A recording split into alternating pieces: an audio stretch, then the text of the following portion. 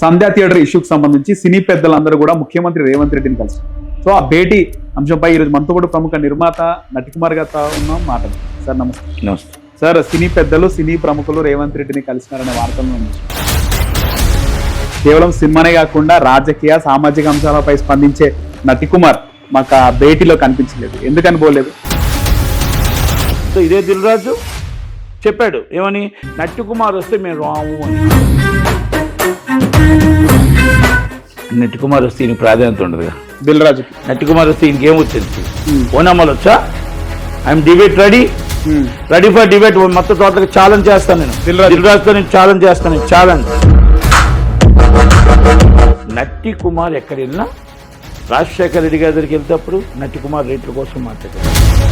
నట్టికుమార్ చిన్నవాళ్ళ కోసం మాట్లాడాడు. కిరణ్ కుమార్ రెడ్డి గారి దగ్గరికి వెళ్తే నట్టికుమార్ రేట్ల కోసం మాట్లాడాడు. రాశి గారి దగ్గరికి వెళ్తే నట్టికుమార్ రేట్ల కోసం మాట్లాడాడు. అల్లు అర్జున్ గారిని ఏకాకిం చేశారు.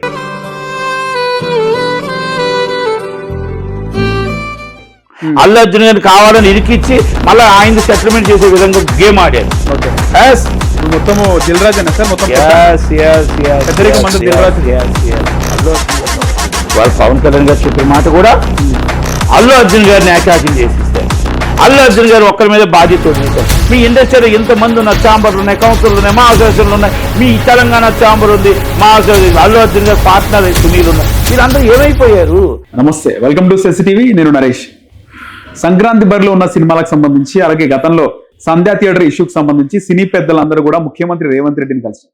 సో ఆ భేటీ అంశంపై ఈరోజు మనతో పాటు ప్రముఖ నిర్మాత నటికుమార్ గారితో ఉన్నాం మాట్లాడు. సార్ నమస్తే. నమస్తే సార్, సినీ పెద్దలు సినీ ప్రముఖులు రేవంత్ రెడ్డిని కలిసినారనే వార్తలను మనం చూసినాం. కానీ సినీ ప్రముఖుల కంటే చాలా మంది లేటెస్ట్ అంటే యువ హీరోలు కానీ చాలా మంది ఎక్కువ ఫేమ్ లేని వాళ్ళు కూడా ఉన్నారు అందులో. కానీ మాకు నటికుమార్ గారు కనబడలేదు. ఎప్పుడు అన్ని అంశాలపై కేవలం సినిమానే కాకుండా రాజకీయ సామాజిక అంశాలపై స్పందించే నటికుమార్ మాకు ఆ భేటీలో కనిపించలేదు. ఎందుకని పోలేదు? జగన్మోహన్ రెడ్డి గారి దగ్గరికి కూడా ఇదే దిల్ రాజు చెప్పాడు ఏమని, నట్టికుమార్ వస్తే మేము రాము అని. Okay sir. ఎందుకు? నట్టికుమార్ వస్తే ఈయన ప్రాధాన్యత ఉండదుగా దిల్ రాజుకి. నట్టికుమార్ వస్తే ఈయనకేం వచ్చింది? ఓనమ్మలు వచ్చా? I'm debate ready for debate. మొత్తం టోటల్గా ఛాలెంజ్ చేస్తాను నేను. దిల్ రాజుతో నేను ఛాలెంజ్ చేస్తాను. ఛాలెంజ్. నాతో కూర్చొని డిబేట్ చేయమనండి. ఇండస్ట్రీ కోసం నేను మాట్లాడుతున్న మాట సమాధానం చెప్పగలుగుతాడా? ధైర్యం ఉందా? ఆయన ఎలాగొచ్చాడు ఇండస్ట్రీకి, నేను ఎలాగొచ్చాను ఇండస్ట్రీకి. ఈరోజు 100 కోట్లు 1000 కోట్లు సంపాదించుకోవచ్చు, నేను సంపాదించవచ్చు. కానీ ఇండస్ట్రీ కోసం మీకు ఏం తెలుసు? ఇప్పుడు మొత్తం టోటల్గా చార్టర్డ్ ఫ్లైట్ వేయడం ఇండస్ట్రీ కాదు, కార్విన్లు పెట్టడం ఇండస్ట్రీ కాదు, బెంచ్ కార్లు పెట్టడం ఇండస్ట్రీ కాదు. ఇండస్ట్రీని ఎలా కాపాడాలి, ఎలా నిలబెట్టాలి, ఇండస్ట్రీని ఎలా నిలబెట్టుకొని చిన్నవాడిని పెద్దవాడిని మిడిల్ వాడిని అందరినీ కలుపుకొని వెళ్ళి ఇండస్ట్రీగా నిలబెట్టడం ఎలా అని బట్ మీరు చేయగలరా?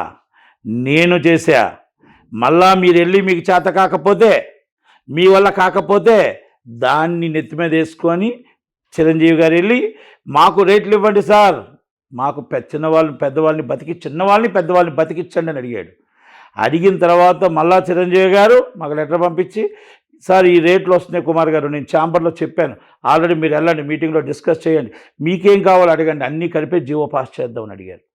నేను వెళ్ళి మళ్ళీ మాట్లాడి ఛాంబర్లో జీవో పాస్ చేసి అన్నీ తీసుకొచ్చా. నన్ను పిలకపోవచ్చు, నన్ను మీరు ఎల్లగా రావద్దు అనొచ్చు. విజయ్ కుమార్ రెడ్డి అన్న ఒక కూరుడు ఉన్నాడు అక్కడ, విజయ్ కుమార్ రెడ్డి ఒక స్వార్థపరుడు ఉన్నాడు అక్కడ, ఎండి ఎఫ్డిసి ఎండి వీళ్ళందరినీ ఒక టోటల్గా ఇండస్ట్రీ అనే ఒక మాయిగాడు ఉన్నాడు. ఆ మాయిగాడు ఈరోజు ఏమయ్యాడు? దేవుడు ఏం చేశాడు? ఏసీబీ కేసు ఇరికిచ్చేసాడు. ఏసీబీ కేసు ఇరికిచ్చాడు. ఆయన్ని నేను ఎన్నిసార్లు కాపాడానో నాకు తెలుసు. నేను ఎందుకు చెప్తున్నానంటే నట్టికుమార్ని దిల్ రాజు రావద్దు అన్నాడు అని చెప్పాడు. జగన్మోహన్ రెడ్డి గారు ఆ మాట అనలే. జగన్మోహన్ రెడ్డి గారు చిరంజీవి గారికి ఏం చెప్పారు తెలుసా? మీరు చిన్నవాళ్ళని పెద్దవాళ్ళని అందరినీ కలుపుకొని వెళ్ళండి, చిన్నవాళ్ళు కూడా ఉండాలి కదా అని అడిగారు. మరి చిన్నవాళ్ళంటే మరి ఆయన నాకెందుకు పంపించాడు లెటరు అంటే, అందరికీ కలిపి అందరూ కలుపుకొని వెళ్ళాలని ఆయన ఆలోచించాడు. అందుకే జీవో అన్నాళ్ళ కాలం ఉంది, అంత మంచిగా జీవో వచ్చింది. పెద్దవాళ్ళకి చిన్నవాళ్ళకి ఇబ్బంది కలగకుండా జీవో వచ్చింది. ఈరోజు ఆ జీవోని చంద్రబాబు నాయుడు గారు ఏం మాట్లాడలేకపోతున్నారుగా, లోకేష్ గారు ఏం మాట్లాడలేకపోతున్నారుగా, పవన్ కళ్యాణ్ గారు ఏం మాట్లాడలేకపోతున్నారుగా. అందుకంటే అది చిరంజీవి గారు మంచితనం, మానవత్వం. ఇండస్ట్రీ కోసం వివాదాల్లో నన్ను లాక్కండి, ఇండస్ట్రీ కోసం నన్ను తీసుకురండి. అది ఆయన హుందాతనం. నీ హుందాతనం ఏంటి?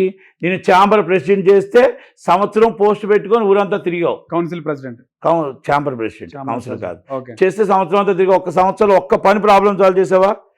ఇండస్ట్రీలో ఇన్ని సంవత్సరాల్లో ఛాంబర్ ప్రెసిడెంట్ ఏమీ చేయకుండా దిగిపోయిన ప్రెసిడెంట్ ఈయనే, దిల్ రాజే. ఇప్పుడు ఈసారి FDC చైర్మన్ ఇచ్చారు. ఎందుకు ఇచ్చినారు సార్ FDC చైర్మన్ దిల్ రాజుకి? ఎందుకు ఇచ్చినారు? ఆయనకి ఏమి ఇచ్చారో మనకేం తెలుసు. అప్పుడు వాళ్ళ దొరలకి ఇచ్చారు, ఇప్పుడు వీటికి ఇచ్చారు, అంతే తేడా. ఇదికి ఇచ్చారో నాకు తెలియదు. కానీ ఆయన దేనికి పనికొస్తాడో దేనికి పనికిరాడో ఈరోజు అల్లు అర్జున్ గారిని ఏకాకిం చేశారు. అల్లు అర్జున్ గారిని కావాలని ఇరికిచ్చి మళ్ళీ ఆయనది సెటిల్మెంట్ చేసే విధంగా గేమ్ ఆడారు. ఓకే. ఇప్పుడు మొత్తము దిల్ రాజేనా సార్? మొత్తం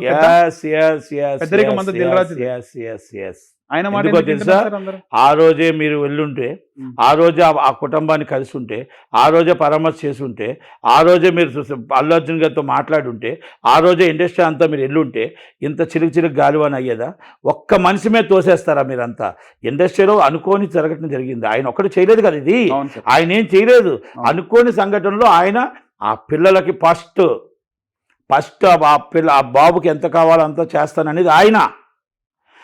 మంచి ఫండింగ్ ఇచ్చి ఆ తల్లిని నేను తీసుకురాలేను, కానీ ఆ తల్లి ఏ ఆలోచించుకుందో ఆ పిల్లల్ని ఆ విధంగా ఉండే విధంగా నేను నా చేతనైన సహాయం నేను చేస్తానని చెప్పింది అల్లు అర్జున్ గారు. Is right. ఆయన ఆలోచించి ఆయన డబ్బులు తీసుకొచ్చి ఇచ్చాడే తప్ప మీరు వెళ్ళి మాట్లాడలే వాడదుగా. మీరు వెళ్ళి మాట్లాడలే. ఫస్ట్ ఆ అబ్బాయి కూడా ఎవరైతే చనిపోయిన భర్త ఉన్నాడో అల్లు అర్జున్ గారి మీదే కంప్లైంట్ ఇచ్చాడు. తర్వాత కంప్లైంట్ ఇచ్చి విత్డ్రా చేసుకుంటాను అన్నాడు. ఒకటే చెప్పారు, నువ్వు కంప్లైంట్ ఇచ్చినా విత్డ్రా చేసినా ఇప్పుడు లా ఉంటుంది, చట్టం ఎప్పుడు ఎవరు అతిథులు కాదు. ఇది ఒక పబ్లిక్ ఇన్సిడెంట్ జరిగింది. అది ఎవరు కంప్లైంట్ పెట్టినా పెట్టకపోయినా సుమోటోగా తీసుకున్నా కేసు రిజిస్టర్ చేస్తాం. అంతే తప్ప మీరు విత్డ్రా చేస్తే కేసు పోదు, మీరు ఆయనకి నష్టం కలిగించిన అవుతారు. మీరు రేపు మీరేదో కేసు మళ్ళీ పెడితే కేసు కాదు. యాజ్ లా ఆయన ఆ రోజు వెళ్ళడం జరిగింది.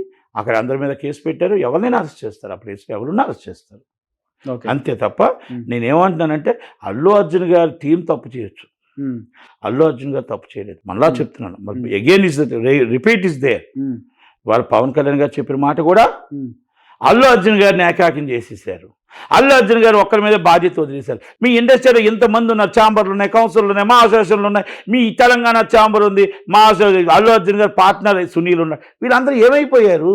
దిల్ రాజు గారు మీరు FDC చైర్మన్గా మీకు బాధ్యత లేదా అని అడిగాడు పవన్ కళ్యాణ్. ఇసలు మీకు రైట్ బాధ్యత లేదా? ఇది చిలికి గోడంటే పోయేది గొడ్డల దాకా తెచ్చుకున్నారే అన్నాడు. సార్ అంటే ఎందుకన్నాడు ఆ మాట?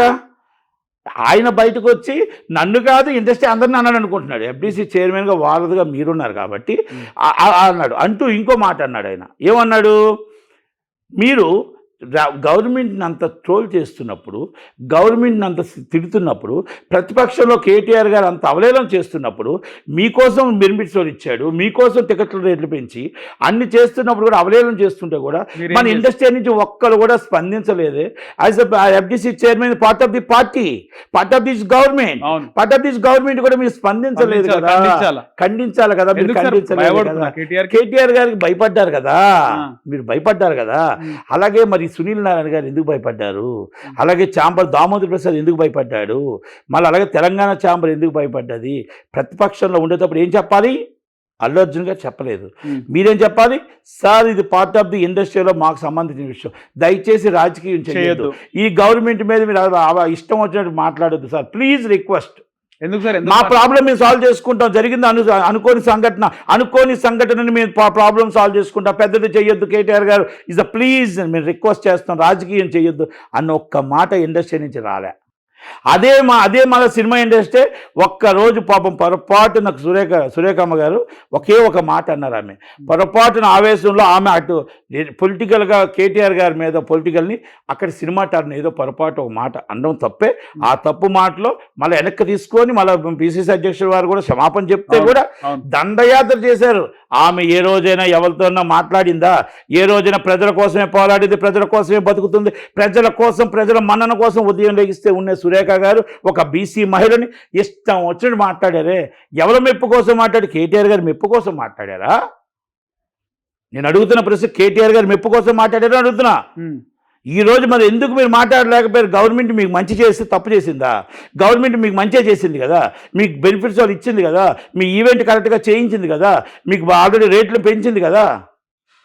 అన్నీ చేస్తే ఆయనకి ఏమి ఇచ్చారు బహుమానం?